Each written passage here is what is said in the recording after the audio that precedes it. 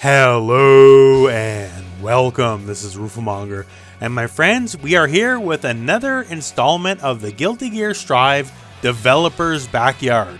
This is where the developers themselves take questions from you, the public, and yes, you can ask them questions still right now, and there is a link to it in the video description if you want to check that out. The idea behind the developers backyard is simply they want to be as open and as transparent as they can with the development of Guilty Gear Strive, and this is in keeping with a new line of transparency in just fighting game development in general, which is very welcome to say the least. So we got quite a few things to go over here. We got some new details on some of the more recently revealed characters, as in Giovanna and Nagoriyuki as well, and we have a lot of questions. Now they're all going to have the same theme here, and I'll hopefully have everything timestamped so you can skip around, but definitely talking about ranked matchmaking, as that was a little bit of a controversy, and we'll get to it. But first off, they did want to say this is ideally a monthly thing, and they did miss last month, and they apologize because things have been really busy. So with all that said here, let's start with the character stuff. So let's talk about Giovanna.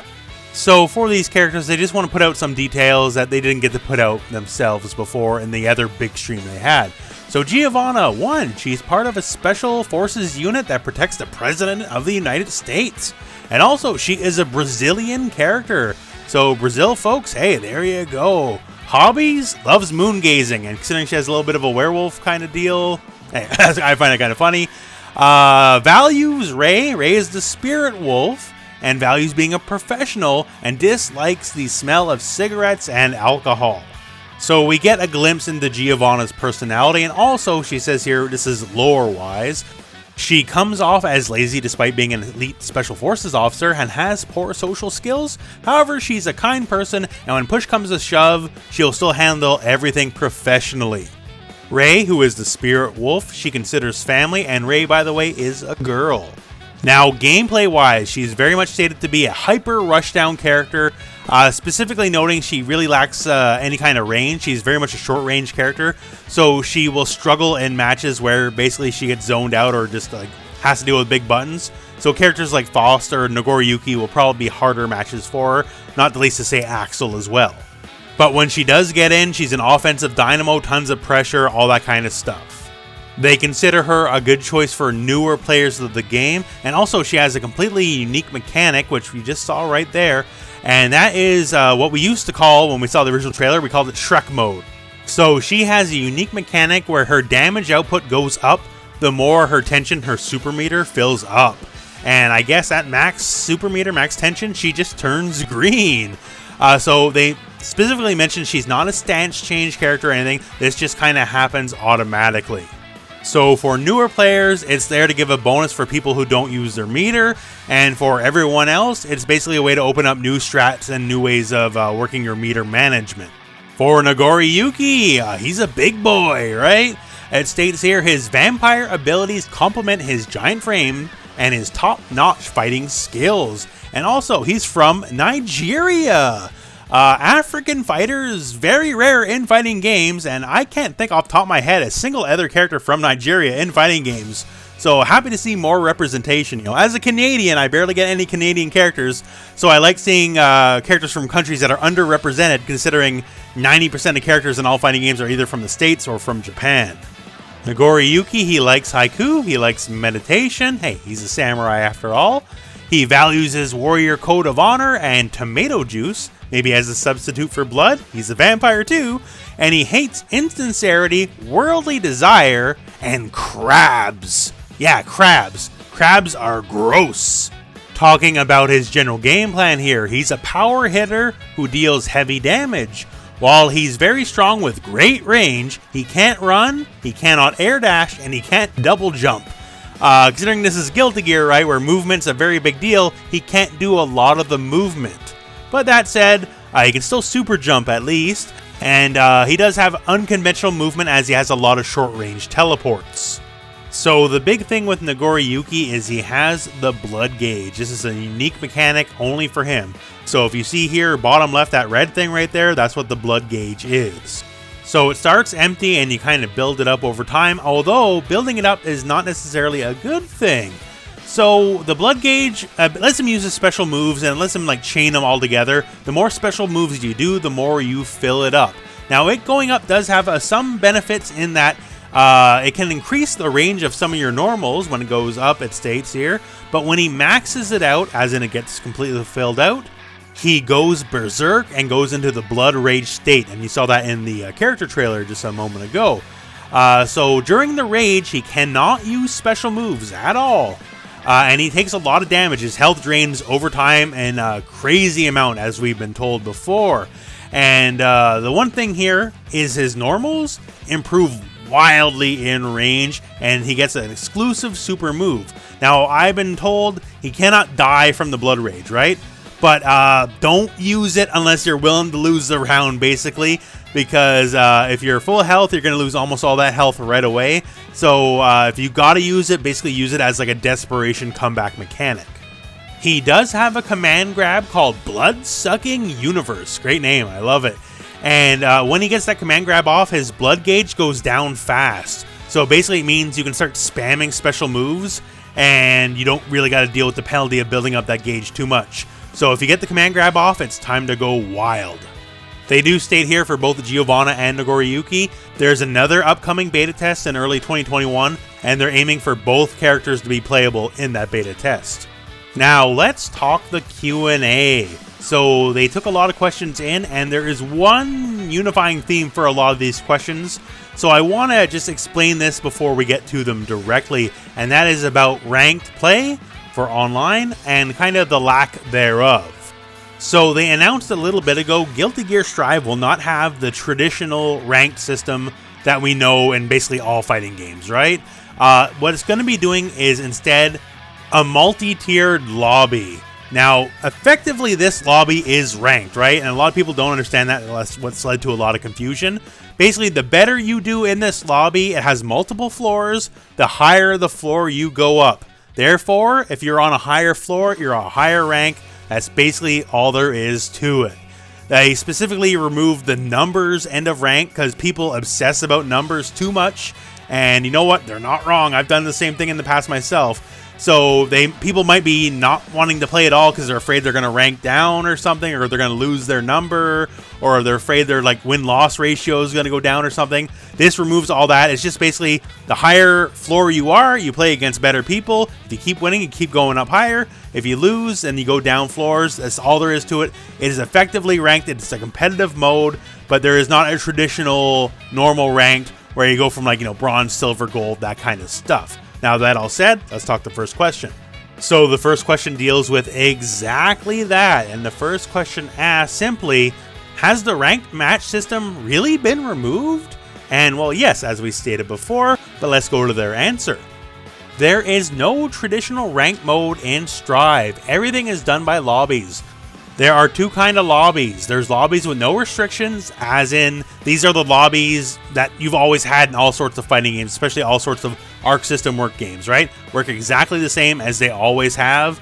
And there are also lobbies based on players' skill level, which are multi-leveled. The goals with the previous rank system in older games were to make sure players can match depending on their skill level. Players can practice a training mode while you're waiting as well, so you can be in training and queue up for either casual or quote-unquote ranked with the floor lobby. Players feel motivated to improve because they want to get evaluated on their skills. They feel the regular lobby already meets this criteria. And by the way, a lot of these answers are going to be a very Japanese style of answer, just so you know. They want to avoid the player base being split between different modes, as in like casual or ranked. Doing it this way, players will congregate in one mode, aka lobbies, just different kind of lobbies, making it easier for players to enjoy matches with other people closer to their skill level. They state there's a tendency for players to gravitate towards modes that don't impact their rank until they improve. They want all players to enjoy online matches, so they prepared features to make it possible for everyone to match up with people close to their skill level. Long story short, they got everything you need in a ranked mode, just without the actual rank. Your floor number is your rank, I guess. Because they do not want people to stress out about gaining or losing numbers, and just have fun with people at your skill level. Your level in the competitive lobby is effectively your rank. Next question here, and you're going to notice a bit of a theme here, because this whole lobby stuff really threw people for a loop. I have a question about online systems in the new game. Will there be a ranking system or something similar in Strive? They answered directly, there is a system which restricts lobby players that they can enter based on their skill level. Once again, whatever level of the lobby you're in, that's your skill level, that's your rank. It's a renewed, quote-unquote, version of the old concept.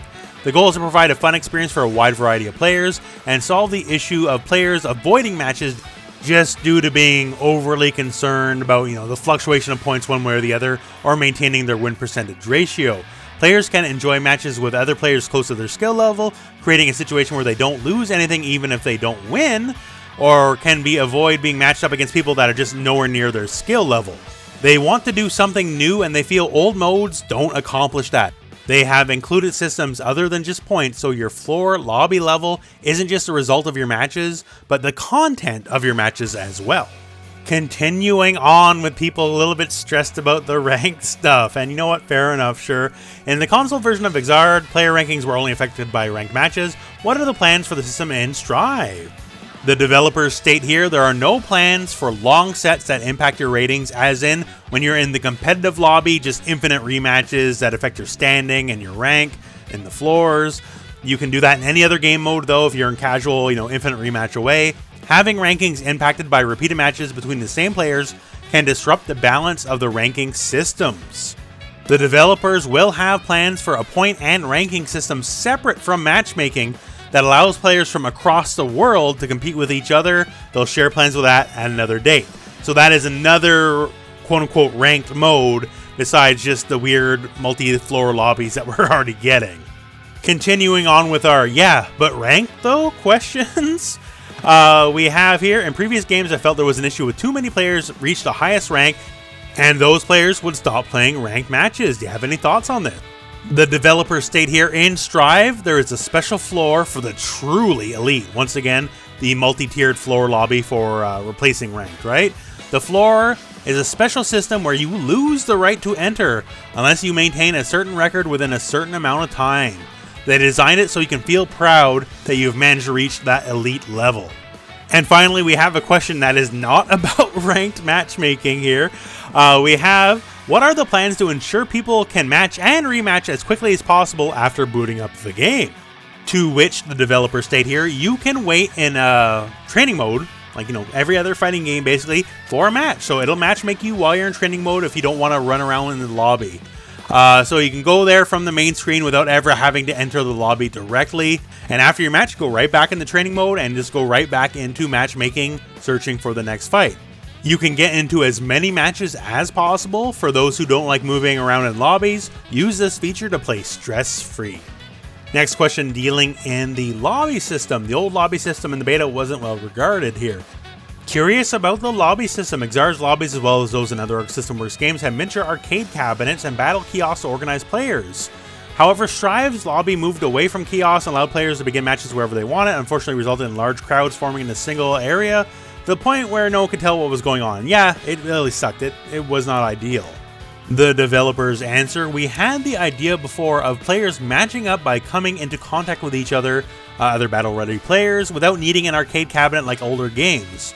This is a direct quote here. As I'm sure you know, during the closed beta test, this caused many issues, and it was difficult to initiate the matches. As a result, we'd like to apologize for this. Honestly, to say the least, that lobby was a hot mess, and they know it, so that's good. We've reworked the system from the closed beta test, and currently battle-ready players move to a fixed position in the area, so you'll be able to see how it works in the next beta test, because yes, there is another beta test coming. And our final question deals with crossplay, because yes, there is crossplay. So they state here, we know Strive will have crossplay between PS4 and PS5, but we don't know whether PC will join to create a unified player base. Members of Arc System Works have stated they want crossplay to become the standard going forward. So what is Team Red, and Team Red is a developer within Arc System Works, feeling and current situation of PC/PlayStation crossplay in terms of Strive? And the developers answer this. They have received a lot of requests for crossplay between PC and PlayStation. Once again, PS4 and PS5, they crossplay between themselves. There are many issues that need to be addressed before that can be done. At this time, crossplay is only between PS4 and PS5. That said, however, They are looking to implementing it in the future, and they look forward to your support as they work towards crossplay implementation. So it won't be in at launch, crossplay between PC and PlayStation, but it is basically on the roadmap. It is something they want to accomplish. And that is everything as of this developer's backyard. Once again, they're still taking questions. Check the video description. There will be a link where you can email them your questions. Just make sure it's coherent and, you know, not aggressive or something, right? Otherwise, they'll probably dumpster it. But yeah, I'm very happy they're being very open about a lot of things, and looking forward to the new beta test they got coming, as I want to try out a lot of the newer characters myself personally, and we'll have a taste of that rollback netcode. As the previous beta test, the rollback netcode was not yet implemented, and as far as my understanding of the matter is, they got world-class people working on the netcode, so it should be pretty dang good. They also note, hey, stay tuned, the next big trailer, the Angie trailer, will drop on January the 1st, so January 1, 2021, and we'll probably get a hint at the last character, and I got some ideas who it'll be, but we'll see. And other than that, my friends, hey, that is everything as we now know it. So if you had some questions, hey, hopefully you got some answers in this. And I guess we're at the end of the video, so thank you very much for watching. Hope this video has found you well. Go out and play some Guilty Gear.